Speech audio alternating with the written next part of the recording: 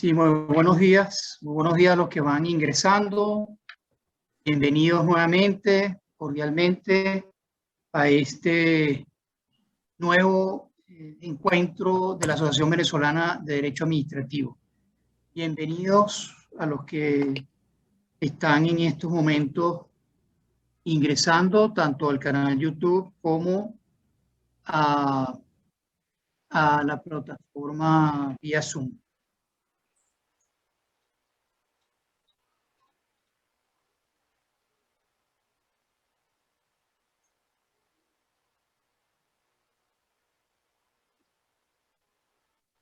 Ya estamos en la hora de comenzar. Voy a dar 2 minutos representando al Consejo Directivo de AVEDA. Bienvenidos, profesores y asistentes, a este nuevo encuentro de la Asociación Venezolana de Derecho Administrativo. Veo diversos profesores por acá. Y en unos minutos, en un minuto, vamos a dar comienzo a este noveno encuentro de la Asociación Venezolana de Derecho Administrativo.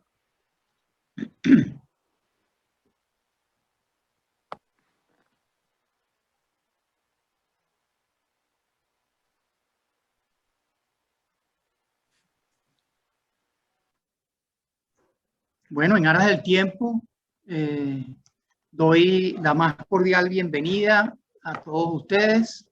Muchas gracias por su interés y por estar aquí en la mañana de hoy en este nuevo encuentro de la Asociación Venezolana de Derecho Administrativo.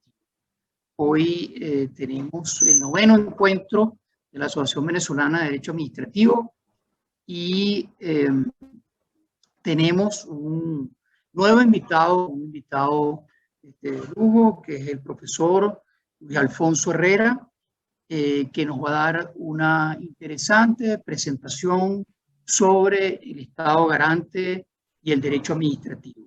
Es un tema interesante y relevante que de seguida voy a dar una pequeña introducción.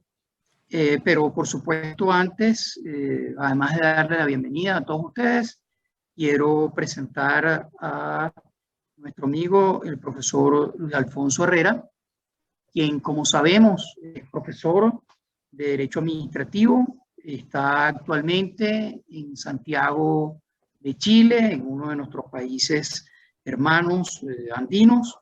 Es cursante Luis Alfonso Herrera del doctorado en Derecho y tiene un magíster en Derecho Constitucional en la Universidad Católica Andrés Bello en Caracas, Venezuela. El doctorado lo está realizando hasta el presente en la Universidad de los Andes de Santiago de Chile. Es asimismo especialista en Derecho Administrativo y es abogado summa cum laude y licenciado en Filosofía. El profesor Luis Alfonso Herrera está dando clases, imparte clases desde hace algunos años en la Universidad Autónoma de Chile, en Derecho Administrativo 2, en diversas materias, es profesor de Teoría Constitucional, profesor de Derecho Político, o ha sido profesor en esas materias, y profesor de Introducción en la Economía. Igualmente ha sido profesor en nuestra querida Universidad Central de Venezuela, profesor de Derecho Administrativo, profesor de Derecho Administrativo por concurso y por contrato en posgrado, y ha sido profesor en la Universidad Católica Andrés Bello, nuestra alma mater, en la Universidad Metropolitana y en la Universidad de los Andes. Ha tenido una experiencia laboral también en la Universidad Autónoma de Chile y hoy nos trae y tiene pues diversas publicaciones: Constitucionalismo o Neoconstitucionalismo, La cultura política del fracaso, Estatismo, Socialdemocracia y los orígenes de la hecatombe republicana en Venezuela, entre otros.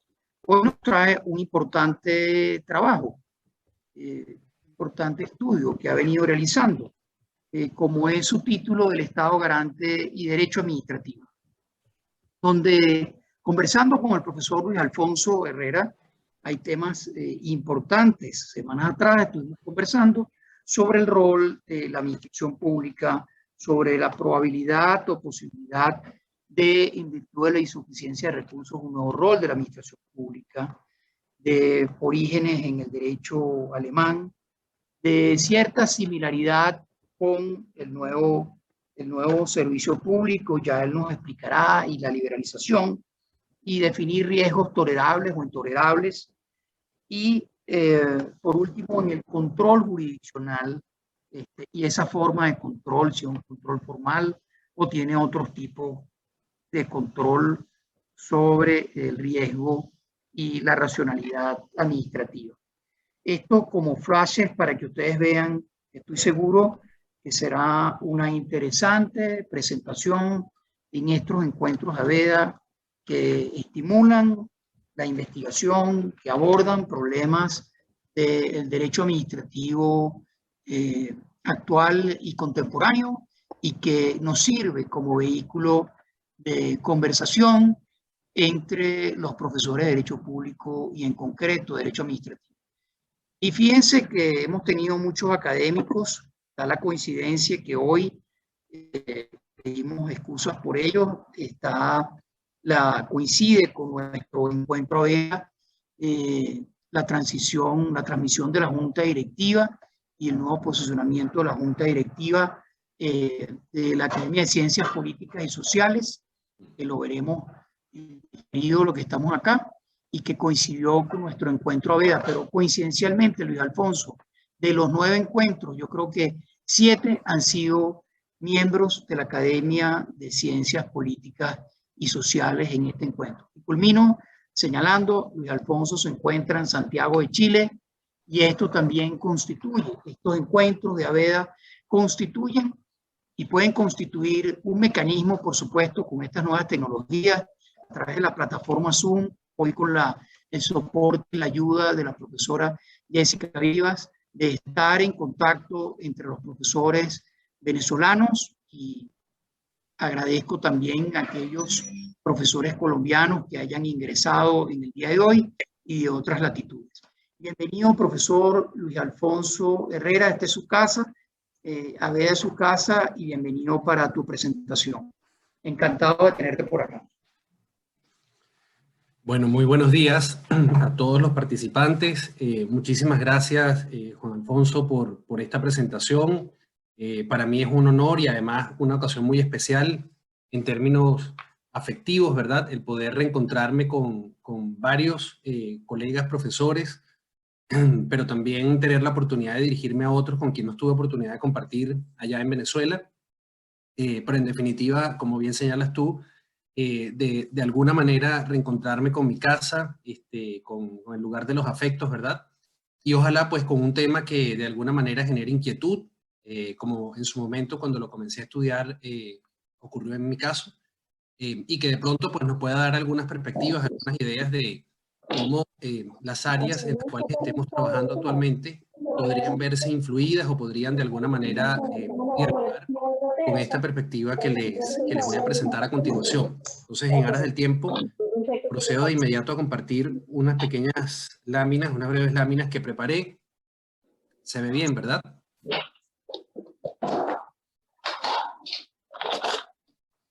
Bien. Se ve perfecto. Digamos, como para llevar de manera ordenada la intervención, yo voy a tratar de ser lo más breve posible para que haya oportunidad de algunas preguntas, de algún intercambio antes de culminar la actividad del día de hoy. Bien, como señalaba nuestro presidente de la asociación, quiero exponer sobre esta noción o este paradigma del Estado garante y su impacto, su influencia en el derecho administrativo. Para ello, a ver si... Okay. Para ello, quiero seguir esta estructura que parece larga, pero van a ver es bien sintética. Primero hablarle de algunas ideas de las cuales deriva este paradigma o este planteamiento del Estado garante, de la administración garante, y cómo a partir de ella entonces surge esta noción o planteamiento del derecho administrativo centrado en los riesgos. En segundo lugar, comentarles cuáles son algunos de los factores determinantes del surgimiento de esta propuesta o de esta perspectiva del Estado garante. Luego, hablar un poco de cuál es el paradigma que desde esta visión se entiende debe ser sustituido. No a los efectos de romper, como verán, plenamente con él, pero sí a efectos de enriquecerlos, de, digamos, superar lo que había sido el umbral o el techo que ese paradigma más tradicional en el derecho administrativo ha planteado hasta relativamente poco tiempo. Luego, hablar un poco de cuáles serían algunas de las características centrales de este nuevo paradigma, de esa administración garante y ese derecho administrativo centrado en los riesgos. Luego, plantear cuáles serían propuestas concretas, es decir, desde el punto de vista de las potestades, de las técnicas y de esa relación jurídico-administrativa entre la administración y los particulares en este nuevo paradigma, para finalmente quizás plantear algunas ideas de cómo esto para la Venezuela que ojalá estemos por construir pronto puede ser relevante. Es decir, cómo estas ideas podrían orientar una administración pública no solamente moderna, sino como veremos, una administración pública responsiva, una administración pública, digamos, con una calidad desde el punto de vista de la toma de decisiones y de efectividad en cuanto al cumplimiento de los resultados, mucho mayor, digamos, de la que en su mejor momento haya podido tener. Y finalmente, bueno, presentarles o compartir algunas fuentes que yo he tenido en cuenta desde el tiempo, digamos, que estoy estudiando, he estado revisando esta propuesta. A ver si aquí puedo, para poder leer bien. Bien, ¿de qué ideas se desprende, digamos así, según las fuentes consultadas propiamente en el derecho administrativo, este paradigma o esta idea del Estado garante y concretamente de la administración garante? Bueno, fundamentalmente de los planteamientos que autores como Ulrich Beck, entre otros, como por ejemplo en este libro, La Sociedad del Riesgo, han venido desarrollando concretamente en Alemania y en otros países de Europa, respecto de esta distinción entre una primera modernidad y una segunda modernidad. Muy concretamente, ellos plantean que hemos pasado de una primera modernidad del progreso, que estaba centrada en el dominio y de algún modo en el control lineal, progresivo del mundo, es decir, tanto del ámbito de la naturaleza como de los procesos sociales.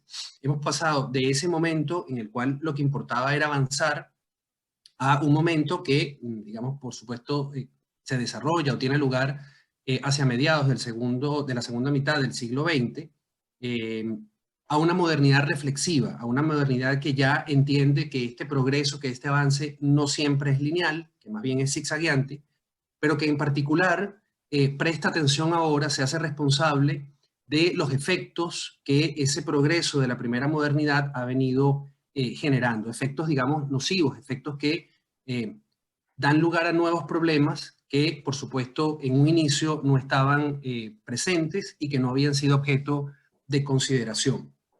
Esta segunda modernidad, como la denominan autores como el indicado, o modernidad reflexiva, habrá de ocuparse no solo de promover el progreso, sino de valorar, prever, reducir y evitar en lo posible sus efectos negativos, que en ella se hacen visibles sobre todo como consecuencia del desarrollo industrial y la tecnología. Por supuesto aquí quizás lo más evidente para todos tiene que ver con el impacto ambiental que los procesos de industrialización y la utilización creciente de tecnologías en una cantidad bastante amplia y diversa de procesos económicos, institucionales, etcétera, ha generado. Pero no solamente en el ámbito ambiental, simplemente por poner un ejemplo, todo lo que ahora tiene que ver con temas de transparencia, de protección a los datos personales, a la intimidad, ¿verdad? En el contexto del uso de unas tecnologías que potencian la comunicación y la interconexión, pero que generan estas incertidumbres y estos retos, estos desafíos respecto de la protección de estos derechos personales. Desde el inicio, en este, digamos, periodo que acordamos llamar en algún momento modernidad, la técnica se ha convertido en el instrumento para controlar o reducir los peligros naturales, es decir, para generar seguridad o para generar condiciones de protección, de estabilidad en lo posible, frente a eventos de la naturaleza y también de alguna manera frente a eventos sociales. Pero justamente la técnica se convierte entonces en la fuente de riesgos, ¿verdad? No solamente, como decía, en materia ambiental, sino también, por ejemplo, en el ámbito de la protección a los datos personales y, por supuesto, en muchos casos, a la salud misma de las personas. Es decir, genera afectaciones, impactos, algunos de los cuales son tolerables y otros no. Y justamente en este elemento de la distinción entre aquellos riesgos derivados de la técnica o de la tecnología que vamos desarrollando, que vamos innovando, esos riesgos que se generan, el elemento, digamos, relevante para esta perspectiva de una administración garante, como veremos, es poder determinar adecuadamente cuáles son los riesgos que resultan tolerantes y diferenciarlos, tolerables, perdón, diferenciarlos de los que resultan no tolerables, es decir, que ya rebasan un umbral en cuanto a la capacidad de dañar o de perjudicar o afectar a las personas o al entorno social o al entorno ambiental. Esas son, digamos, como las ideas de las cuales comienza el derecho público y concretamente el derecho administrativo a tener unos referentes distintos a los que de alguna manera mantuvo cuando solamente se tenía presente las premisas de esta primera modernidad, de esa modernidad del progreso y del control. Ahora, a partir de esas ideas, o esas ideas se pueden conectar con una serie de factores que, como veremos, dan lugar a lo que autores, por ejemplo, como el profesor Esteve Pardo, en España, denominan una nueva relación entre el Estado y la sociedad. Una nueva relación que, por supuesto, nosotros vamos a encontrar en países libres, en donde hay un funcionamiento aceptable, digamos, adecuado de la democracia, del Estado de Derecho, de la economía de mercado, ¿sí? Allí se va a producir una nueva relación que deriva de qué factores o cuáles son los que la determinan o que han hecho que ella sea posible. En primer lugar, la insostenibilidad financiera del Estado social, es decir, los costos en definitiva de todas esas obligaciones que en su dimensión más amplia, que es la del estado de bienestar, ese modelo de estado prestacional había asumido. Y, digamos, junto a ese proceso de los costos crecientes y ya imposibles de sufragar de manera directa por esa organización que llamamos estados, se produce este creciente flujo de tareas del Estado a la sociedad, como entre otros puede observarse ocurrió a partir de la década de los 90 en el caso de Suecia, a través de distintos mecanismos, privatización, liberalización, en algunos casos, digamos, caminos intermedios como el otorgamiento de mayor cantidad de concesiones, etcétera. Pero una transferencia de tareas que por supuesto tiene un impacto en los costos. En segundo lugar, la creciente incapacidad, ya veremos por qué motivos, del Estado para actuar como planificador, como prestador y como empresario, de manera unilateral, es decir, con independencia de potenciar, estimular la participación de los privados en estos distintos ámbitos de la vida en sociedad y del proceso económico. Y por supuesto, esa incapacidad no es intrascendente porque afecta la gobernabilidad, la estabilidad institucional y por supuesto el desarrollo, es decir, la posibilidad de ir mejorando progresivamente la calidad de vida de las personas y reducir en definitiva la pobreza que pueda existir en cada país. Luego hay un tercer factor y aquí creo que es interesante que se tenga especial atención, es la reducción del poder político para gobernar como soberano, es decir, para poder actuar unilateralmente, y aquí estamos hablando fundamentalmente de los gobiernos, del poder ejecutivo en los países. Esto de hecho es algo que desde otra perspectiva Moisés Naín ha estado examinando mucho en uno de sus libros, por ejemplo, que se llama El fin del poder. Pero acá, desde esta perspectiva, se pone el énfasis en que esa reducción del poder, y esto es un factor determinante para llegar a esta idea de Estado grande, en que esa reducción deriva en primer lugar de en los crecientes, digamos, y cada vez más intensos procesos de integración e interdependencia regional y mundial que tienen los estados, y por supuesto dentro de ellos los gobiernos, es decir, a causa de la globalización. En segundo lugar, en las sociedades libres, en donde esto se tiene claro, en la imposibilidad ya de dominar y ordenar de forma unilateral los flujos económicos. No significa esto, como veremos, que no pueda regular, que no pueda fiscalizar. Lo que no puede es dirigir, lo que no puede es planificar, digamos, de manera voluntarista la economía. Y esto porque justamente en ese flujo de tareas del Estado a la sociedad, pues el Estado ha entendido en muchos lugares, o los gobiernos, que allí se da una relación de ganar-ganar y no, digamos, de pérdida de soberanía o de calidad de vida para los ciudadanos. Y en tercer lugar, algo que es muy interesante y que, por ejemplo, en una serie de charlas, el profesor Antonio Canova ha venido destacando en una serie de eventos los días viernes, la falta del poder por parte del Estado sobre el conocimiento científico y la innovación tecnológica. Es decir, hay una cantidad de descubrimientos constantemente, de innovaciones, de cambios, de procesos que no pueden ser controlados en las sociedades libres por el Estado y por lo tanto, digamos, allí hay un ámbito en el cual los estados inteligentes entienden que tienen que promover ese emprendimiento, esa innovación, esa creatividad y por supuesto no quedar a la saga, sino procurar en lo posible estar lo más cerca de esas innovaciones, pero sin monopolizarlas. Es decir, sin, por ejemplo, plantear temas de titularidad o de reserva, porque iría justamente en contra de esa posibilidad para la sociedad en particular en la que opera. Esos factores, ¿verdad? Como veremos, dan lugar a un paradigma nuevo, que entiendo, pues ha ido desarrollándose en países como Alemania, no necesariamente así en países como España. Acá en Chile hay sectores en los cuales ha comenzado a incorporarse a la legislación vigente y a lo que es la actividad propiamente de la administración, ya lo vamos a ver. Pero lo importante entonces es, si estos factores se han venido desarrollando en las últimas décadas, bueno, ¿qué es lo que esos factores están llamando a sustituir? Bueno, estarían llamando a sustituir a este paradigma que podemos denominar el del derecho administrativo del control represivo o de la luz roja, como autores acá en Chile lo denominan. ¿Qué características tiene ese paradigma a sustituir? Que de alguna manera quizás es el paradigma en el que la mayoría de los aquí presentes nos hemos formado en algún momento. En primer lugar, el paradigma asume como fuentes formales de derecho para esta área, para esta disciplina, digamos, dentro de los estudios jurídicos, solo o principalmente a las estatales, sin reconocer como tales, como fuentes formales también, a las internacionales y a las privadas. Como veremos, fuentes privadas que no solamente tienen que ver con contratos de los particulares, sino verdaderas tareas administrativas que realizan los particulares, ya sea en el contexto de actividades liberalizadas, o ya sea en el contexto de incluso actividades de policía, en donde hay algunas delegaciones por parte de las autoridades. Entonces, allí hay una, digamos, reducción de lo que es el ámbito normativo de acción para la administración y para privados que realizan tareas relevantes para el interés público en este paradigma del control. En segundo lugar, es un paradigma orientado a dotar a la administración de prerrogativas de dominio, de crecimiento, de conducción, de sanción e intervención, en principio muchas veces carentes de límites ciertos, en la economía y en la sociedad.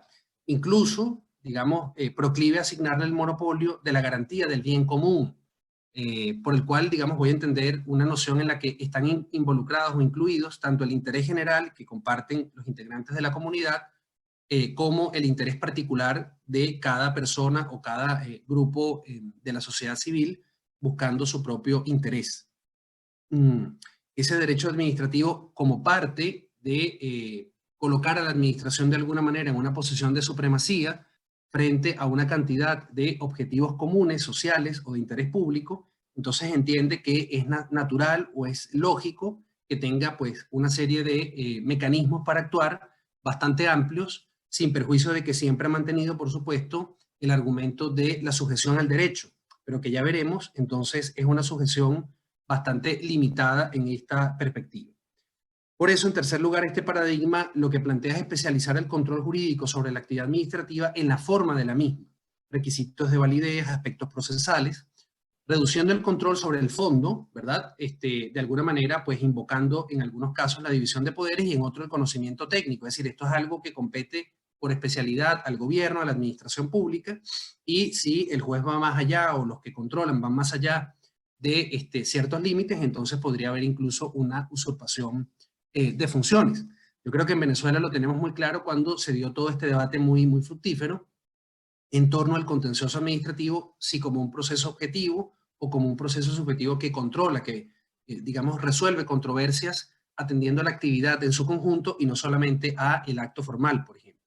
Eso, digamos, es algo que evidencia un poco cómo ese paradigma tradicional del derecho administrativo del control o represivo, digamos, en el sentido de orientados al control y a la sanción en el caso de incumplimiento, y por el lado del control jurisdiccional a verificar que se cumplan formalidades, requisitos, ¿verdad? Condiciones, no normalmente entrando al fondo de los asuntos, más allá de los principios generales y del control de la discrecionalidad, creo que lo caracterizan muy bien. ¿Cuál sería entonces el paradigma que de algún modo puja o se plantea, podría enriquecer, digamos, superar por supuesto, dejar atrás lo que ya no sea operativo del anterior y en todo caso fortalecerlo ampliando su ámbito de acción del derecho administrativo en este caso, actualizándolo en nuestros países? Bueno, este llamado derecho administrativo direccional, responsivo o de la luz verde, que se caracteriza por, en primer lugar, asumir que el Estado no puede mantener ya la posición que venía ocupando, por lo que debe redefinirse y asumir una posición, algunos autores la denominan retrasada y estratégica, que es la que corresponde a un Estado garante. Es decir, aquel que no presta de manera directa ya, solo lo hace de manera subsidiaria, ya voy más adelante a volver sobre esa idea, sino que regula, asesora y fiscaliza. Por supuesto, como veremos también, en caso de incumplimiento, sanciona. En segundo lugar, es un paradigma que concibe esta función de garantía, que no es una función, digamos, o una manera de actuar que venga a sustituir a esa, digamos, clasificación tradicional en 4 de policía, de servicio público, de fomento, de gestión empresarial, sino que estas actividades, cuando las realice, sin perjuicio de que algunas son las principales y otras pasan a ser subsidiarias, debe hacerlo con este criterio de la garantía. Es decir, cumpliendo la obligación de asegurar que en la gestión y actuación del sector privado, es decir, orientada hacia esas tareas que ahora pasan a desarrollar privados en ejercicio de derechos propios, se atiendan los intereses generales comprometidos y se alcancen los objetivos y requerimientos que la Constitución, las leyes y la regulación plantean. Piensen, por ejemplo, en el ámbito de los denominados servicios públicos, es decir, aquellas actividades que se deben realizar de manera continua, ininterrumpida, con criterios de universalidad en cuanto al acceso, que en muchos países pues, han dejado de ser no solamente monopolios estatales, sino que son ámbitos en los cuales en la medida de lo posible hay competencia también entre agentes privados. Bueno, allí la función de garantía se centra en que esos privados hagan bien su tarea, no simplemente en fiscalizarlos y, incumpliste, te sanciono, porque la sanción no es necesariamente algo que redunde en fortalecer la continuidad, la universalidad, la calidad, ¿verdad?, de esos servicios.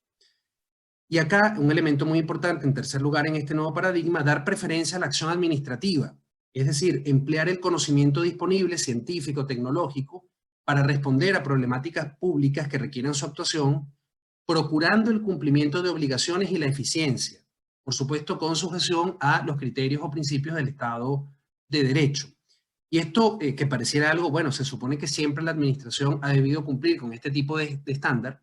Bueno, lo que plantea es que la administración tenga un compromiso mayor desde el punto de vista del sector en que opere, que su, digamos, personal, el funcionariado, tenga una capacitación, un dominio de esas áreas en las cuales opera, que le permita monitorear de una manera más eficaz y de alguna manera, como vamos a ver, actuar como asesor de esos privados que operan, ¿verdad?, en esos ámbitos para prevenir incumplimientos, para prevenir interrupciones, para prevenir riesgos no tolerables, que es una lógica distinta a aquella simplemente de que fiscalizo, si te equivocas te sanciono. Porque al final, repito, más que el interés por sancionar, este paradigma pone el énfasis en el interés en que se cumpla, porque así es que se genera el bienestar para los usuarios, en general para la ciudadanía. En concreto, ¿qué plantearía este nuevo paradigma? Que por supuesto tiene otras características, otros elementos distintivos, pero yo aquí simplemente quise centrarme en estos 3. Bien, en primer lugar, como propuestas, plantea avanzar hacia un derecho administrativo de respuestas, ¿sí? Un derecho administrativo que genere soluciones o que contribuya a que la administración genere soluciones. Y para ello, ese paradigma reconoce el rol de los privados en el desafío de satisfacer el bien común, entiende que es complejo porque es una sociedad del riesgo, una sociedad de la incertidumbre, no, ¿verdad?, en donde hay certezas, en donde se sabe cómo hacer todo ya, sino que es un proceso en muchos casos de ensayo y error, de descubrimiento, y los asiste para lograr su cumplimiento. Es además un derecho administrativo que replantea el control jurisdiccional a través de metodologías basadas en la técnica y en la ciencia. Es decir, plantea robustecer lo que es el control que el juez o la instancia jurisdiccional que vaya a desarrollar esa tarea plantee, de modo que vaya más allá simplemente de los requisitos de validez del acto administrativo, las garantías del procedimiento administrativo, las formalidades del contrato o de la licitación, sino que pueda ir al fondo, es decir, a evaluar y a juzgar la racionalidad de la decisión tomada por la administración al momento de imponer una obligación, al momento de emitir una instrucción, en definitiva, imponer alguna carga de gravamen o alguna sanción a privados.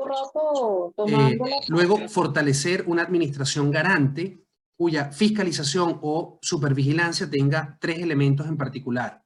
Primero, que sea focalizada y proporcional, ya no una general e ilimitada. Esto tiene que ver, por supuesto, con la creación de estas llamadas administraciones independientes, sectoriales, que se enfoquen en elementos en particular y no que hayan instancias, digamos, como las hemos conocido en Venezuela, que quieren monitorearlo todo y que quieren controlarlo todo. Por ejemplo, de algún modo lo que han sido los organismos administrativos encargados de la protección de derechos al consumidor.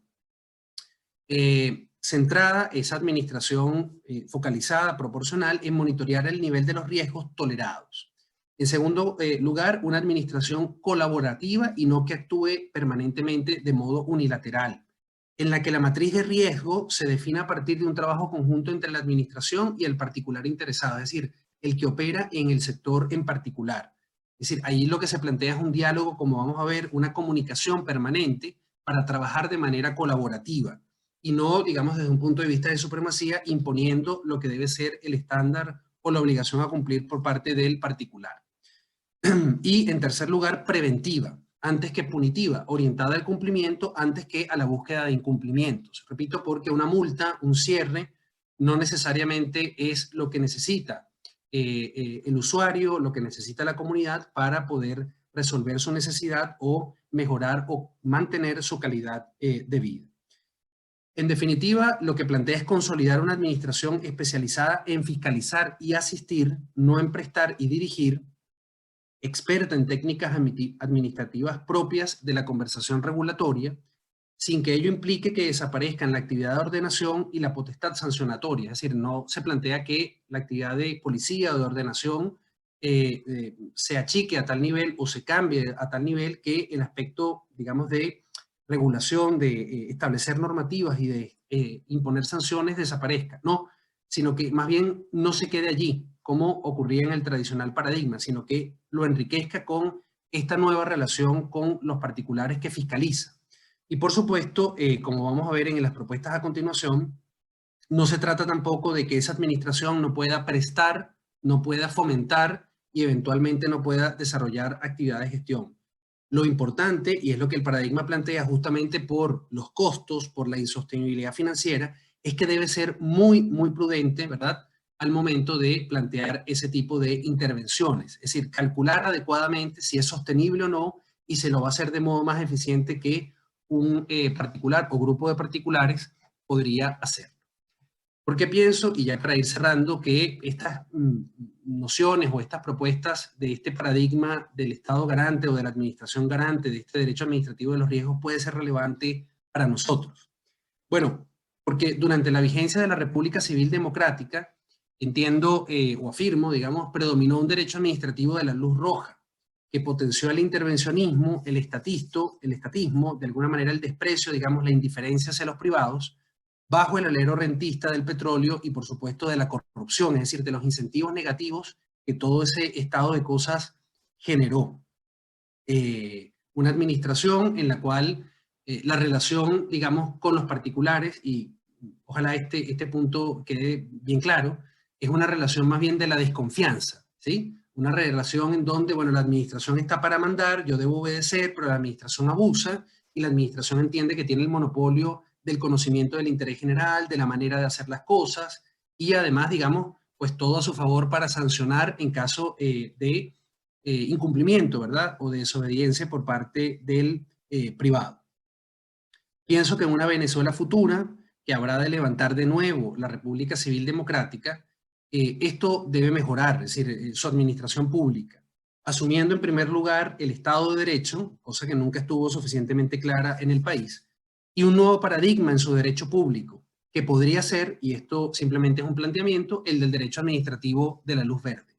esta perspectiva de un derecho administrativo orientado a la solución de problemas más que al conflicto y por tanto desde el punto de vista de su control menos centrado en limitar, menos centrado en anular, sino más bien en evaluar la racionalidad, ¿verdad? Desde el punto de vista jurídico, pero también desde el punto de vista más técnico y sustantivo de las decisiones de la administración. Pienso que la razón de incorporar este planteamiento no sería, como en algunas de las fuentes consultadas lo plantean, asegurar la supervivencia de los objetivos del Estado social, bueno, porque justamente la historia ha demostrado que esos objetivos, por al menos la vía del Estado, no se pueden alcanzar. Si los objetivos son calidad de vida, inclusión, superación de la pobreza, bienestar, no solamente material, por cierto, sino también espiritual, ¿verdad? El reto, digamos, es más bien involucrar a la sociedad, como siempre debió ser, en ese proceso. Y en ese sentido, lo que corresponde es asignar a la administración un rol realista y útil. Pienso que este paradigma, a diferencia de otras visiones críticas del paradigma tradicional, le asigna, y allí está un valor importante, un rol a la administración. No se conforma simplemente con quejarse de la administración, decir que es un problema, decir que es inoperante, decir que es abusiva, sino que le asigna un rol y le da unos criterios para actuar adecuadamente. Y el desafío acá es generar riquezas en libertad, a partir de la subsidiariedad y de la autonomía, el reconocimiento de la autonomía de los grupos intermedios, que son categorías que acá en el derecho chileno se utilizan, ¿verdad?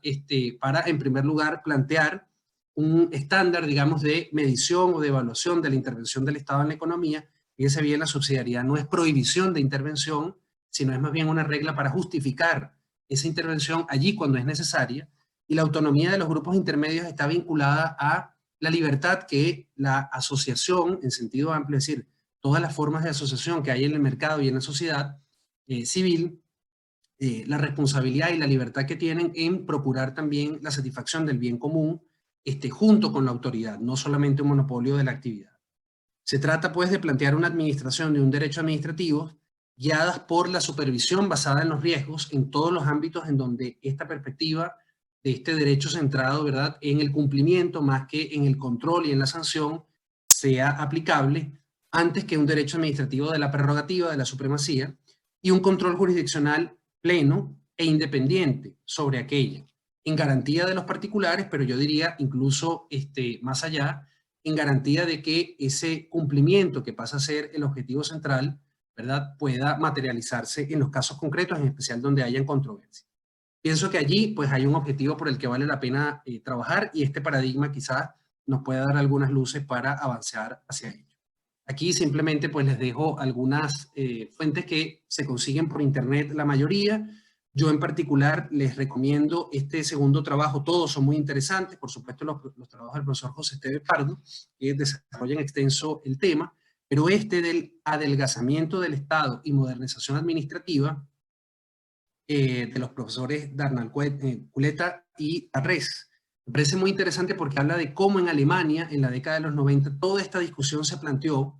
Y fíjense que Alemania no es que tiene un Estado chiquitito, una administración reducida a la nada, sino que, por el contrario, es un Estado bastante activo, pero es un Estado que encontró su rol, una administración que encontró su posición y una administración que no se pelea, hasta donde uno tiene entendido, inútilmente con los particulares, sino que es una administración que actúa como instancia arbitral, ¿verdad? Y que las otras actividades de fomento, de servicio, etcétera, de gestión, las asume de una manera responsable, no de una manera populista, no de una manera ideológica y tampoco por la inercia del anterior paradigma, sino con responsabilidad. Entonces creo que son fuentes que a todos nos podrían eventualmente interesar. Bueno, lo dejo hasta acá. Gracias por la atención y quedo atento a preguntas, comentarios que puedan haber surgido luego de esta exposición.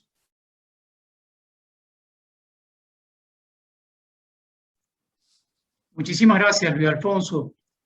Interesantísima tu presentación, interesantísimo la línea de investigación que nos has resumido. Y bueno, abro entonces, y esa perspectiva del derecho administrativo, de la luz verde que menciona, sumamente interesante, sumamente racional, moderna y que puede aportar sin duda muchas soluciones en cuanto a el tema de la administración. Si pueden hacer sus preguntas, si desean hacer sus preguntas por el chat, o quieren levantar la mano para alguna intervención, 1 minuto, 2 minutos, siéntanse libres de hacerla levantando la mano o haciendo su pregunta por el chat. Yo, Luis Alfonso, me permito hacer bueno, una pregunta y quizás una curiosidad en cuanto a estos estados, por ejemplo, en el estado alemán, como se ha hecho. En primer lugar, en cuanto al control jurisdiccional de esa evaluación que tienen que hacer los jueces en cuanto a las decisiones administrativas, no obviamente en cuanto a los aspectos formales de los elementos del acto administrativo y si violan o no la legalidad o la constitucionalidad, ese elemento formal, sino en cuanto a lo que tú bien planteas del elemento del fondo, que sabemos que es una discusión que se ha dado acá, pero evaluar la racionalidad de la actividad administrativa por parte de los jueces consejos administrativos, yendo al fondo de esas decisiones, me da la impresión, y tú hablabas de las administraciones independientes, que muchas veces, por ejemplo, lo que nos pasó en áreas como especializadas como competencia o antitrust, o como el caso de antidumping, que pareciera que los jueces muchas veces tienen que ser especializados, que tienen que saber de sus asuntos para controlar la decisión administrativa en esos temas o en esa temática. Esa es una primera aproximación que te hago y cómo se ha resuelto el tema en derecho comparado. Y la segunda, muy interesante en ese derecho administrativo de las soluciones, de buscar pues, una sociedad más libre y que un poco aborde los riesgos.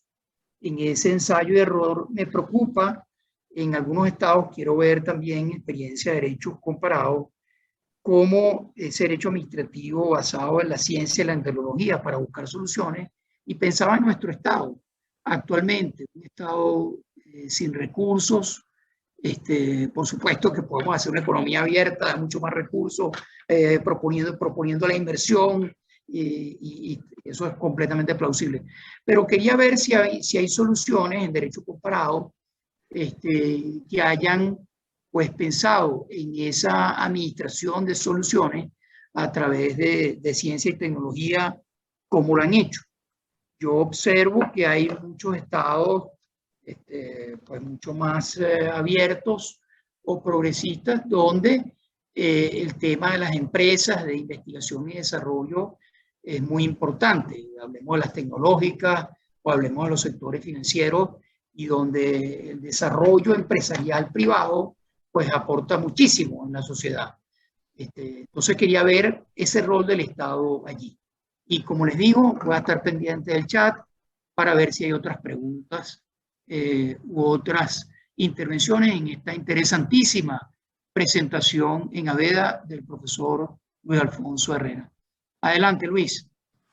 Sí, respecto del primer punto, del control jurisdiccional, bueno, diría en primer lugar que sin duda esto lo que plantea es una capacitación de aquellas personas que vayan a ocupar cargos de control, sea dentro del Poder Judicial o en alguna instancia especializada fuera del Poder Judicial, respecto de la actividad administrativa que se desarrolle de acuerdo a este paradigma.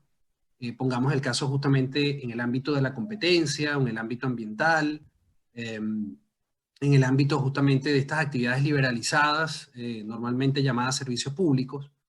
Supone que los jueces, además, por supuesto, de conocer lo que son las instituciones, las reglas y principios tradicionales del derecho administrativo en materia de acto, de procedimiento, de contrato, de responsabilidad, bueno, tienen que tener formación interdisciplinaria.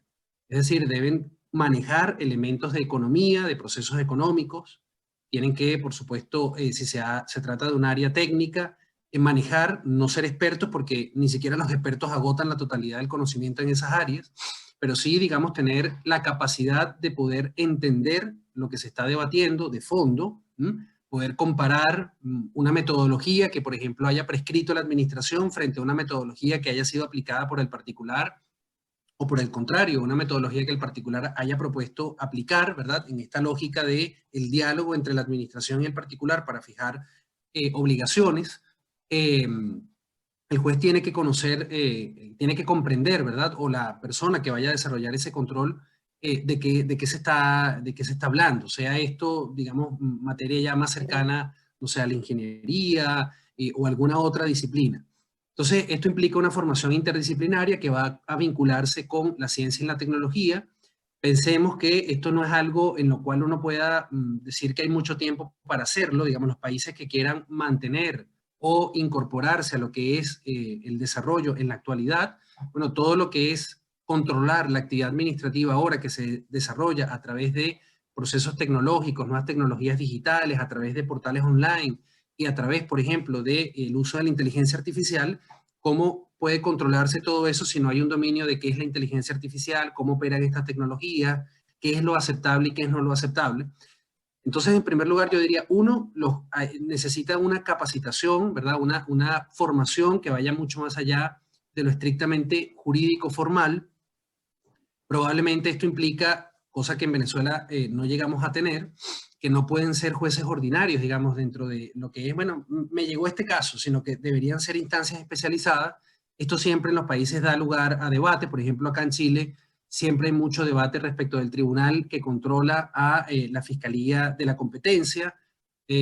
También el tribunal que controla el ámbito de las contrataciones están fuera del Poder Judicial, se dedican simplemente a esos casos en particular, pero luego hay un control de esos tribunales ante la Corte Suprema. Entonces, de nuevo, puede ser que el tribunal de primera instancia, digamos, es especializado, pero entonces en la Corte Suprema uno a veces ve fallos que solamente se quedan en lo formal, ¿sí? Por supuesto, aquí hay un de fondo también, Juan Domingo, perdón, un desafío importante, que es que no se pierda esa frontera entre el especialista de la administración y lo que el juez puede controlar. Mira, eso está mal, hazlo así. Ese segundo paso es el que, por supuesto, el juez no le correspondería, pero sí evaluar la racionalidad en términos de justificación, de suficiencia, ¿verdad? De por qué se decidió de esa manera y no simplemente quedarse en el aspecto formal.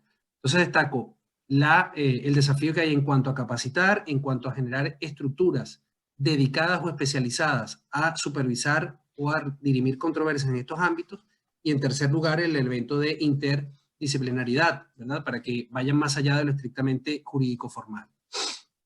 Respecto de lo segundo que planteas en cuanto a lo que es digamos, la acción de la administración pública en algunos casos, bueno, yo entiendo acá que la capacitación también desde el punto de vista de los funcionarios supone inversiones muy cuantiosas, supone una profesionalización, una estabilidad, ¿verdad?, en el desarrollo de estas tareas administrativas, sea en autoridades independientes o en otras instancias de la administración.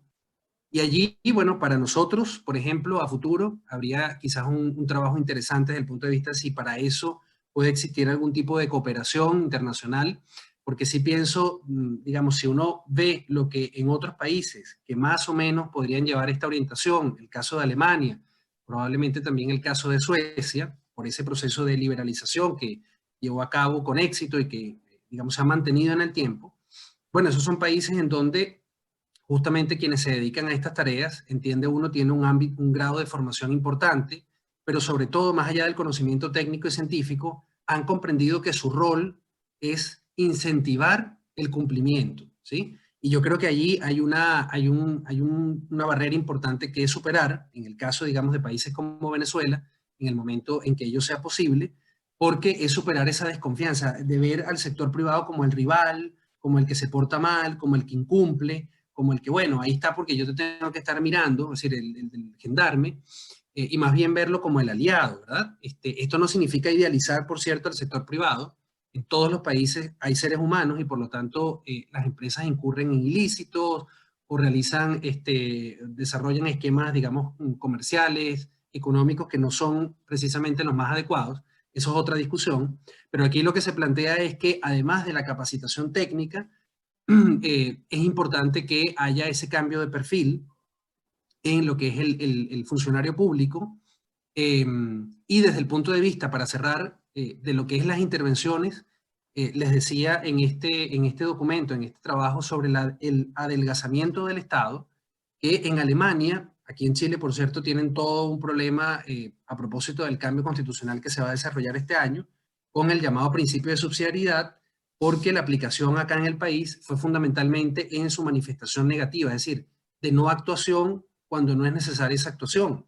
Pero es que la subsidiariedad desde tiempos antiguos tiene dos manifestaciones, la de no actuación cuando no es necesario, pero la de la obligación de actuar cuando lo es. Y justamente de ahí viene la idea de auxilio, ¿sí? Y ese auxilio no es solamente desde el punto de vista cuando realiza actividad de policía, en sentido estricto, de asesorar, de orientar, de guiar, de procurar el cumplimiento de los objetivos para beneficio de la comunidad, sino también cuando inevitablemente tiene que, porque no hay incentivos económicos, porque en un momento determinado, digamos, de crisis, por ejemplo, no hay la posibilidad de que los privados lo asuman, bueno, prestar directamente o fomentar o gestionar, ¿sí? Pero lo interesante es que este principio plantea que esas acciones, la administración en general, ¿verdad? Salvo casos excepcionales, no tendría por qué desarrollarlas de manera permanente, porque hay tareas, las funciones del Estado en sentido estricto, que sí tiene que desarrollar con fondos públicos de manera permanente. Entonces es un tema al final también de realismo y de eficiencia, ¿sí? Lo que ha llevado, fíjense que no es ideológico, no es caer en la pelea, no, porque el Estado es malo o el mercado es malo, no, no, sino es entender que se complementan, ¿verdad? Pero que tienen que tener roles lo más definidos posible sobre la base de la experiencia. Y me parece que los países que han ido en esta línea, de alguna manera aquí en Chile, es lo que algún sector de la doctrina está planteando, no toda, va mostrando, ¿verdad? Esta búsqueda de roles y de fortalecimiento de esos roles para beneficio de la sociedad en su conjunto. Muchas gracias, Luis Alfonso. Hay nuevas intervenciones en el chat, por lo que puedo ver por Zoom. Ya las voy a comentar. Tenemos presencia, como decía anteriormente, de distintos profesores. Muchas gracias por su asistencia y por su presencia en los encuentros de la Asociación Venezolana de Derecho Administrativo. Ya tendremos un nuevo encuentro en mayo, muy probablemente con el profesor José Araújo Juárez, que desde ya los invitábamos.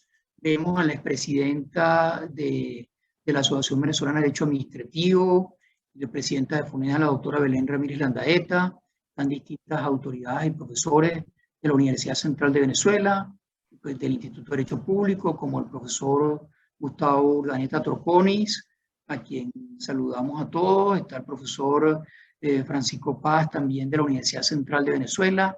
Está la doctora Diana Trías, que es la presidenta la directora del Centro de Arbitraje de la Cámara de Comercio de Caracas, distintos directivos de AVEDA y profesores de Derecho Administrativo y de Derecho Público, por lo que puedo ver por acá. El profesor Gustavo Urdaneta Troconis, Gustavo, luego si quieres intervenir, ya por supuesto lo puedes hacer. Él escribe una pregunta más o menos en el mismo sentido de la inquietud que te señalé. Excelente exposición, una crítica muy constructiva de la administración tradicional, entre comillas. Me parece que destaca el carácter evolutivo del derecho administrativo, siempre en busca de mejores estándares de protección de las personas, entre paréntesis, y no del poder, que no debe ser más que un instrumento para servir mejor a las personas.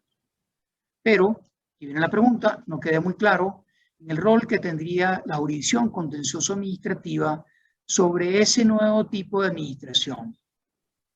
¿Podrías profundizar algo más en ese aspecto, por favor?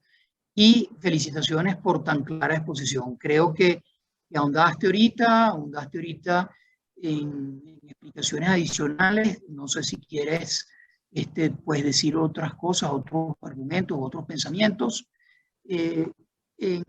Compartiendo y conversando, yo señalaba anteriormente, porque, bueno, lo ejercí mucho, quizás como abogado litigante, no me refiero como una pequeña participación que tuve como juez en la corte, sino como abogado litigante por ante las cortes de lo contencioso administrativo, en apelación por ante el Tribunal Supremo. Y recuerdo, desde el punto de vista de políticas públicas, la gran preocupación o la preocupación para ese tiempo de tener, como se señalaba y como se está preguntando, bien la preocupación de que hayan jueces que tengan la debida preparación, sin ser exactamente expertos y que además se hagan ayudar por expertos incluso de otras profesiones, pero sí de tener un nivel cultural, jurídicamente, incluso yo diría que especializado en esas distintas materias y que se puedan incorporar para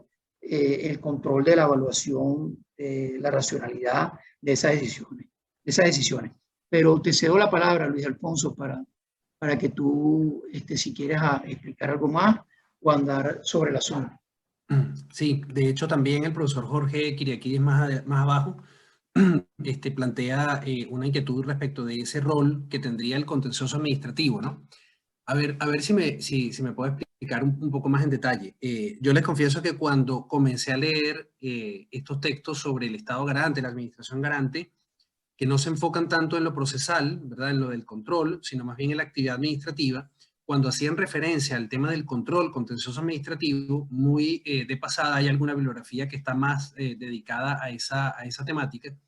Yo me preocupé un poco más bien porque me pareció que podía ir un poco en línea con lo que es, por ejemplo, la posición que tiene Adrián Vermeul en este texto que se llama La abdicación del derecho, ¿sí? Hay una parte en donde él habla en ese libro sobre cómo entender frente a esto que él denomina el Estado administrativo, el control jurisdiccional. Él habla que, bueno, ese control debe replantearse, que ya no puede ser, digamos, el típico control jurídico, sino que tiene que ser más bien algo de optimizar intereses. Me parece que es la palabra, por lo menos en la traducción, que se emplea. Y a mí me quedó así como un poco difuso, ¿cómo que es esto de optimizar intereses? O sea, si es una instancia quizás, no sé, de conciliación, de arbitraje, puede que esto tenga mucho sentido, pero si es una controversia entre partes, si es un debate, digamos, entre partes, ¿cómo es esto Entonces pensé que esta aproximación del Estado garante también planteaba de alguna manera eso, y luego entendí que no, que lo que plantea es que frente a lo que pueden ser controles, digamos, muy apegados a la formalidad y que son importantes, valga decirlo, para el Estado de Derecho también. Repito, estos requisitos, digamos, del acto administrativo, del procedimiento, todo lo que es el apego a aquellas incluso formalidades del proceso contencioso administrativo en su concepción subjetiva, que puedan ser importantes, no las que son prerrogativas odiosas o privilegios de la administración que deberían desaparecer, sino que más allá de eso, que es importante, en definitiva el derecho es sustancialmente forma para que haya certeza, para que haya estabilidad, ¿verdad? También entiendo que el juez contencioso administrativo debe tener la capacidad de poder entrar, por ejemplo, en estos ámbitos que tienen que ver con ciencia y tecnología, en el debate de fondo de si un determinado proceso industrial, por ejemplo, se adaptaba a estándares que muchas veces no son ni siquiera fijados por la propia administración. Por ejemplo, yo no soy experto en el área, pero un área que se coloca como ejemplo es el de los medicamentos, en donde muchas veces los criterios para aceptarlos o rechazarlos no son fijados por un ministerio, sino que vienen de colegios profesionales o que vienen de instancias incluso internacionales, y en esa búsqueda uno se da cuenta que son privados, fundaciones o centros de investigación, etcétera, los que van generando, ¿verdad? O, centros profesionales los que van generando esos estándares. Entonces, que el juez conozca esas fuentes últimas, digamos, de dónde proviene el criterio, en definitiva, científico, técnico, para poder tomar una decisión. Si yo tuviera que poner ahora un caso que siempre me ha quedado en la cabeza por el razonamiento y porque fue al fondo del asunto de la Corte Suprema de Justicia, de la Sala Político-Administrativa en Venezuela, yo pondría el caso de, no recuerdo ahora si era el de la escuelita o... a ver, el caso, ustedes seguramente tienen mejor memoria, en donde se cerró un programa de Radio Caracas Televisión que se emitía a mediodía porque en un segmento... Ese es el caso de Hola Juventud, de Exactamente, RCTV.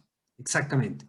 Bueno, allí hay un manejo del fondo del asunto que no se quedó en la forma. ¿Por qué? Porque la discusión era si los niños podían ver esas imágenes, ¿verdad? O si esas imágenes de personas en un acto, digamos, cultural, con parte del cuerpo desnudo, podía transmitirse en un horario no reservado para adultos.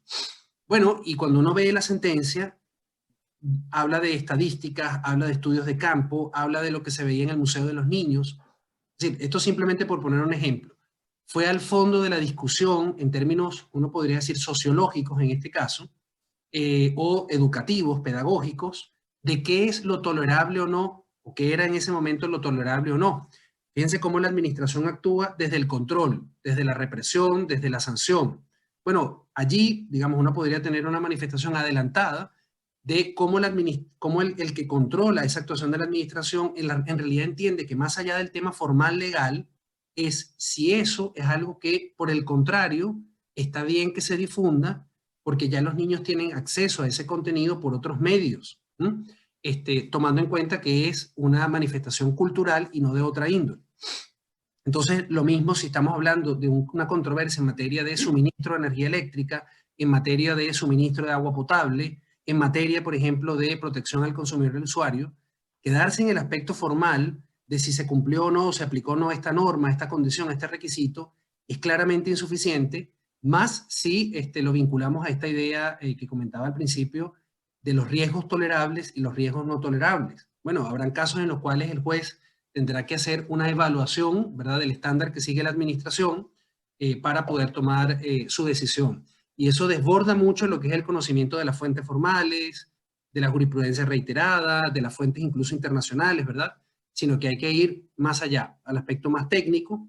Y, repito, allí pienso que el reto es que no se genere activismo judicial con esto, ¿no? Que no se genere más bien como una especie de protagonismo que no es conveniente por parte de los jueces, siempre ahí teniendo en cuenta que la idea es resolver las controversias, pero en esa resolución contribuyendo a que quede fijado un criterio que contribuya a que la administración administre mejor y que los particulares tengan un criterio para actuar mejor que el que tenían antes de la controversia.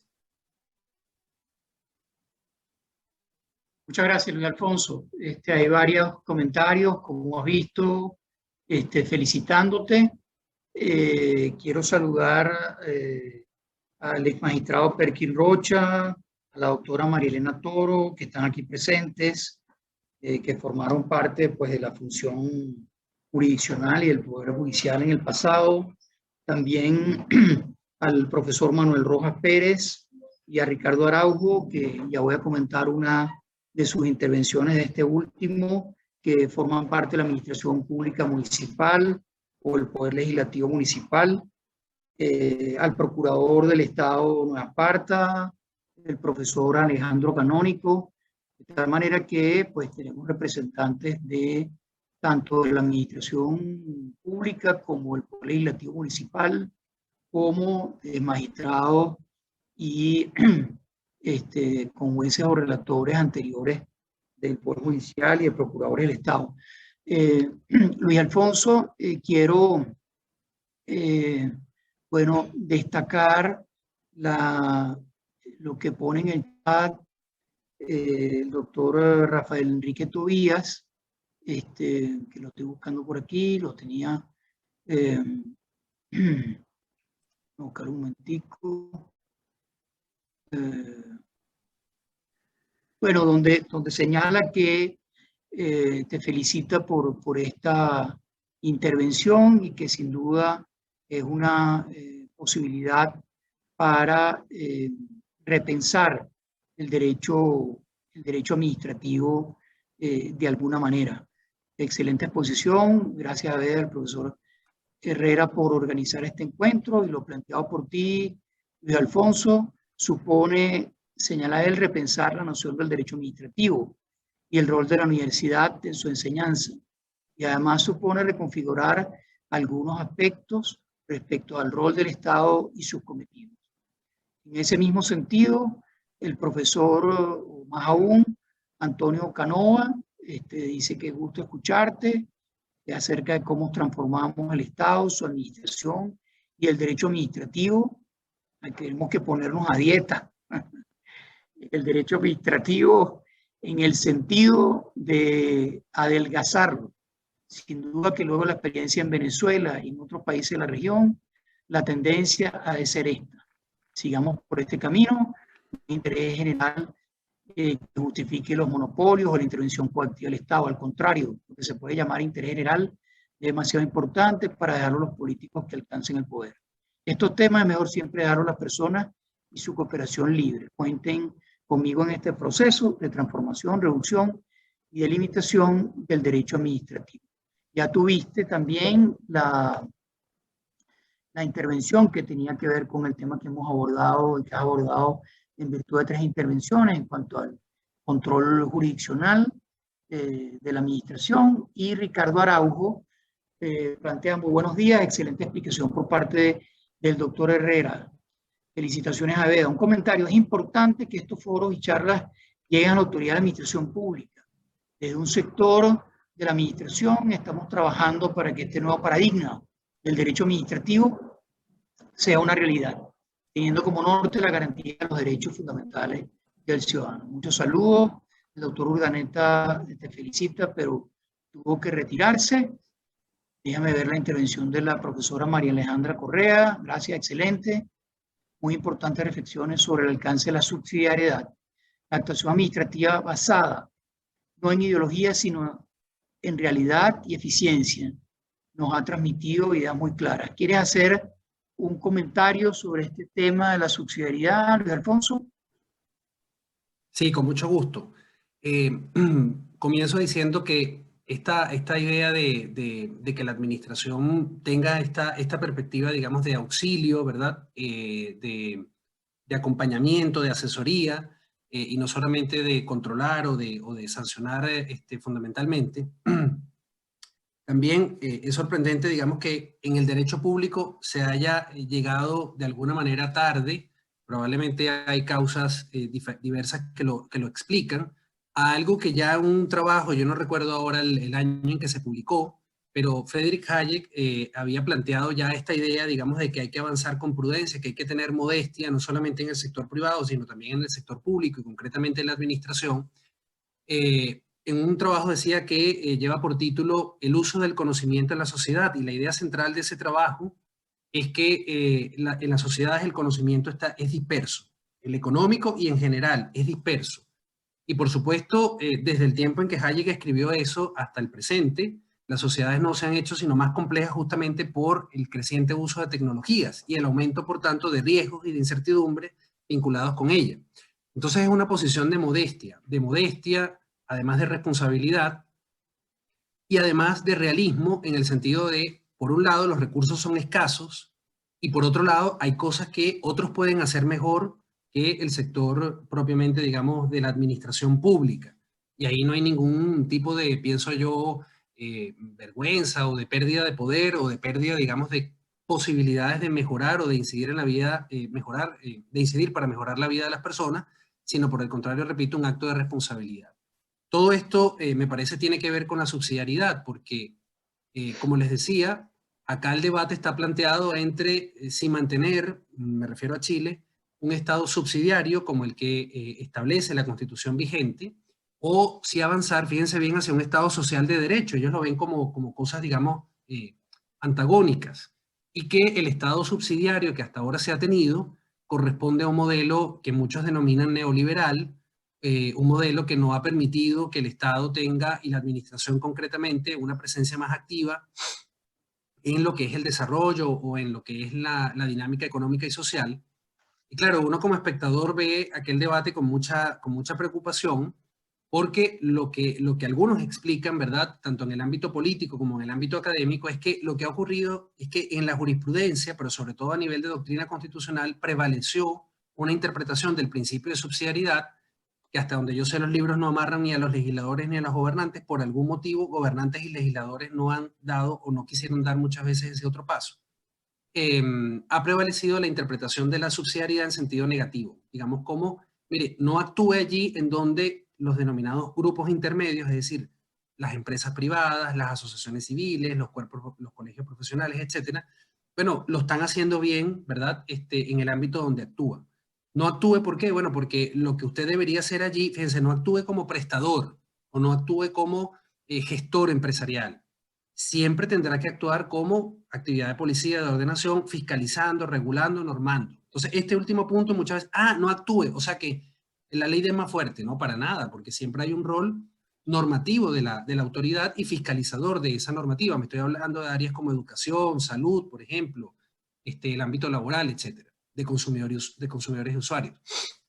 Pero luego está esa manifestación de auxilio, que es desde, como les decía, la subsidiariedad además no es una invención ni de los chilenos ni de los alemanes, es algo que viene mucho más allá. En las investigaciones se rastrea incluso en el derecho romano manifestaciones de la subsidiariedad, que puede ser una subsidiariedad, por cierto, a nivel internacional, a nivel interno, respecto del Estado y el mercado, pero también a nivel de descentralización, la relación que hay entre la autoridad central y la autoridad local, municipal, que por ejemplo toda esta idea del Estado garante también puede potenciar lo que son procesos internamente de descentralización para que los servicios y ese acompañamiento se presten de mejor manera. Pero decía, en esta manifestación positiva, la administración está obligada a actuar en defecto o ante la insuficiencia de la iniciativa privada. Y aquí hay un cambio muy importante, me parece a mí, respecto de lo que en Venezuela siempre fue el uso o el ejercicio por parte de los gobiernos de la actividad de gestión económica o de la actividad de prestación de servicios. Me parece que en muchos casos esas decisiones que se tomaban, no sé, en la década de los 80 hacia atrás, estoy hablando fundamentalmente del periodo democrático, o antes quizás un poco también, tenían que ver con factores ideológicos en definitiva. Tenía que ver con que, bueno, es que esto, la doctrina o la teoría, o quizás un poco la experiencia de otros países hasta ese momento decía que, bueno, eso le corresponde al Estado porque los privados tal cosa, digamos, siempre esa percepción negativa y además divorciada de la realidad de cuál es la función empresarial o de qué es la función empresarial. Entonces, me parece que entender que la subsidiariedad tiene esa dimensión de actuación positiva, de auxilio, de socorro y de prestación o de gestión. Yo diría que, por ejemplo, la pandemia es un contexto en el cual claramente esta manifestación se ha, digamos, expresado. Lo que no hay que confundir, porque este principio, o quienes lo han desarrollado también lo advierten, estas intervenciones, lo ideal, digamos, lo prudente es que sean temporales y no que sean permanentes. ¿Por qué? Bueno, porque hay que seguir atendiendo lo que sí es permanente. Todo lo que es la tarea de seguridad pública, todo lo que es la tarea, digamos, jurisdiccional, todo lo que es, imagínense ustedes lo que significa el mantenimiento, todo lo que es la administración de las vías terrestres de comunicación, las cárceles, es decir, una cantidad de ámbitos, el funcionamiento mismo del gobierno, del poder legislativo, ámbitos en donde no puede haber transferencia a los privados, ¿verdad? Salvo, bueno, algunas excepciones que también se están desarrollando, por ejemplo, en materia de resolución de controversias, o todo lo que es el ámbito, pues por supuesto, varios aquí expertos en ello, de arbitraje, de conciliación, etcétera. Pero digo, en esencia son tareas que no se delegan, o que no se transfieren, no se liberalizan. Entonces, es tener conciencia de que todo lo que se pueda ahorrar en términos de recursos, de personal, prestando, gestionando de manera directa, se puede invertir en aquellas áreas en las cuales, ¿verdad?, eso no ocurre. Y por último, me parece que también vinculado a la subsidiariedad está esta idea de subsidios a la oferta de bienes y servicios que, por ejemplo, en países como Suecia ocurren. Esa es una intervención del Estado a través de subsidios, pero no, perdón, a la demanda, perdón, me refiero a la demanda, no a la oferta, justamente para generar competencia en sectores, digamos, que son muy importantes para la satisfacción de necesidades públicas o, digamos, el cumplimiento o la garantía de ciertos llamados derechos sociales. Entonces creo que son fórmulas que todas están vinculadas con la subsidiariedad, pero insisto, eso te cambia el paradigma, por ejemplo, de un Estado que tiene co-iniciativa con los particulares. Eso a mí me parece que es una idea cuestionable desde el punto de vista del Estado garante, o esta idea muy tradicional del Estado social, bueno, de que el Estado tiene unos compromisos que están por encima de los compromisos que puedan tener los privados. Es que ahí es donde está el gran nudo que hay que superar, que hay que desandar. Es decir, los particulares somos tan responsables en una sociedad de la calidad de vida como las autoridades. La diferencia es que, claro, usted puede decidir entre entender que los particulares son instrumentos de ejercicio del poder o que los particulares son aliados del poder o de la autoridad para lograr una serie de resultados positivos. Y ahí es donde se tiene que dar el cambio, y creo que desde el derecho público y concretamente del derecho administrativo es algo que podemos colaborar con que se deje esa visión antagónica, más allá de que la distinción y la separación deben mantenerse entre Estado y sociedad, pero una relación más bien de colaboración y de corresponsabilidad desde el punto de vista de designar correctamente los roles. Me parece que la subsidiariedad ayuda a que eso se pueda lograr. Muchísimas gracias, Luis Alfonso. Hay una pregunta, creo que última, ya la voy a leer, del profesor Perkin Rocha. Quiero saludar también al profesor Antonio Silva, al profesor Luis Ernesto Anduesa, ambos del Consejo Directivo, que nos están escuchando, entiendo, y viendo desde Londres, a la profesora Ana María Ruggeri, entiendo que está desde Madrid, y bueno, a distintos profesores que están hoy en la mañana, en esta mañana, o ya acercándonos, ya a primera hora de la tarde en Caracas, el profesor Gabriel Cira, la profesora María Alejandra Correa, el profesor Mauricio Pernía, y disculpen que no los nombre a todos, pero gracias por estar aquí en esta interesantísima conversación. El profesor Perkin Rocha, mira, esto ha sido, Luis Alfonso, desde mi perspectiva, realmente un refrescamiento, aire fresco, en virtud de tu línea de investigación, muy interesante, como decían varios de los profesores, y es muy enriquecedor, y yo creo que tenemos que seguir en esta línea, me refiero en AVEDA, de investigación y desarrollo, y tocando temas que son críticos, pero que también son novedosos y que tienen mucho de valor agregado. El profesor Perkin Rocha señala excelente charla y nuestro agradecimiento a AVEDA por haberla programado. Con respecto a lo que debería ser un control jurisdiccional adecuado para revisar los actos de este derecho administrativo de luz verde, creemos que es aquel que se ocupa exclusivamente de establecer un mecanismo de reparación de los daños causados a los ciudadanos por la actividad administrativa. Eventualmente, aún con el mejor de los deseos verdes, la administración pueda eventualmente causar y bajar la intensidad del interés de controlar, casi con exclusividad de las formas y los fines con que actúa la administración. En definitiva, un contencioso administrativo interesado más en proteger al ciudadano de los daños que le cause la administración y menos en controlar las formas en que se exprese la administración o en los fines por ellas perseguidos. Doctor Rocha señala, me gustaría conocer la opinión del doctor Alfonso Concetta, que estoy seguro que no es para mí la pregunta, sino es en este lío que tenemos hoy para el profesor Luis Alfonso Herrera. Adelante, Luis. Sí, bueno, coincido plenamente con que todo lo relativo a la determinación de la responsabilidad patrimonial de la administración, e incluso en algunos casos quizás también la responsabilidad de los funcionarios, es un tema que, o es un ámbito del derecho administrativo que también tendría que, si no replantearse, al menos estudiarse desde una perspectiva, sobre todo desde el punto de vista de la tarea jurisdiccional frente a esa materia, mucho más diverso, mucho más complejo, porque precisamente, digamos, por todas las responsabilidades que tiene la administración hoy en día, en países, digamos, en donde la administración cumple un rol efectivamente institucional, cargadas de decisiones técnicas, de evaluaciones, de mediciones, justamente, bueno, porque son seres humanos, puede ser que incurran en decisiones que cuando son ejecutadas por particulares o porque ella misma las ejecuta, genere daños.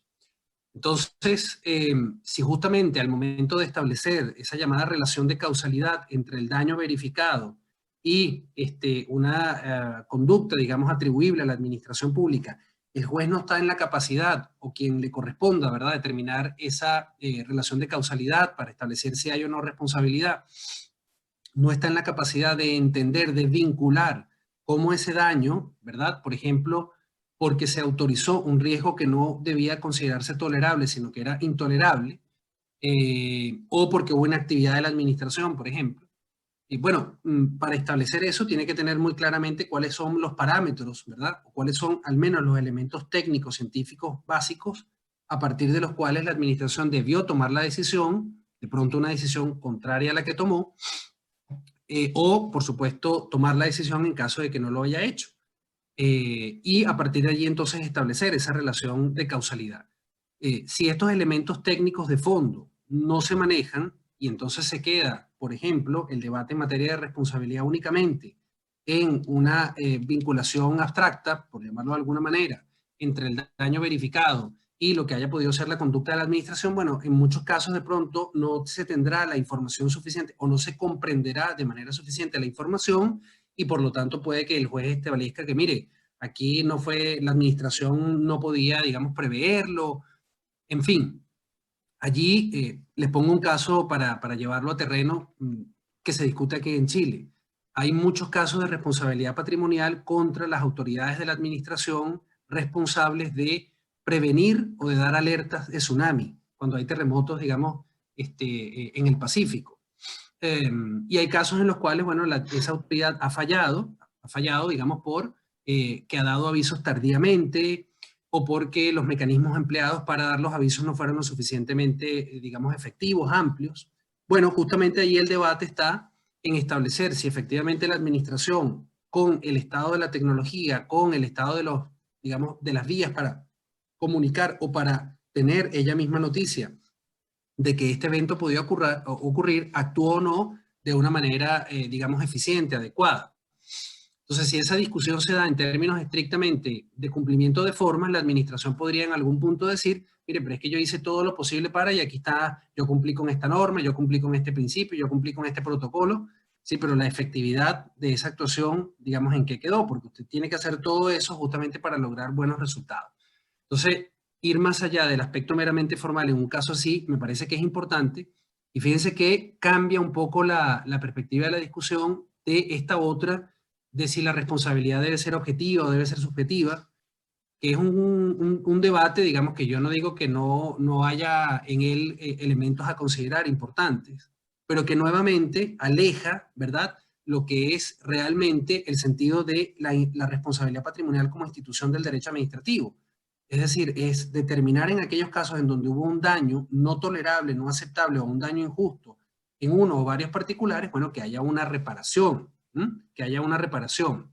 Y en ese sentido me parece que esta perspectiva también de la administración garante y de todo el énfasis que coloca en el tema del cumplimiento, puede, incluso en los casos en donde son privados los que realizan las tareas públicas, puede redimensionar, enriquecer lo que es el análisis de la responsabilidad patrimonial, justamente para que se den aquellos casos de reparación donde corresponda y nos alejemos también, por supuesto, de ese tipo de razonamientos, por ejemplo, que dicen, bueno, es que hay que tener cuidado porque esos son recursos públicos, entonces se condena mucho a la administración, van a tenerse menos recursos para actuar.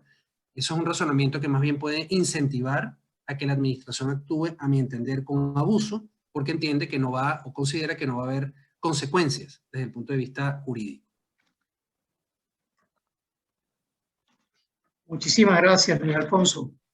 Muchísimas gracias por haber estado hoy con nosotros en este nuevo encuentro AVEDA, por tu clarísima exposición y habernos compartido tu línea de investigación en este interesante tema que establece toda o que plantea toda esta crítica al derecho administrativo y al Estado de Derecho, derecho administrativo como garante,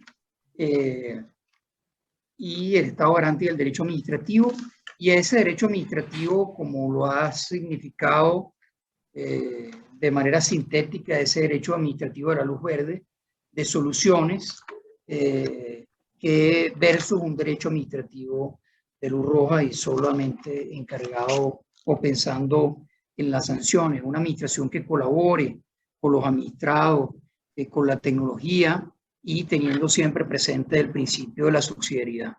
De verdad muy interesante.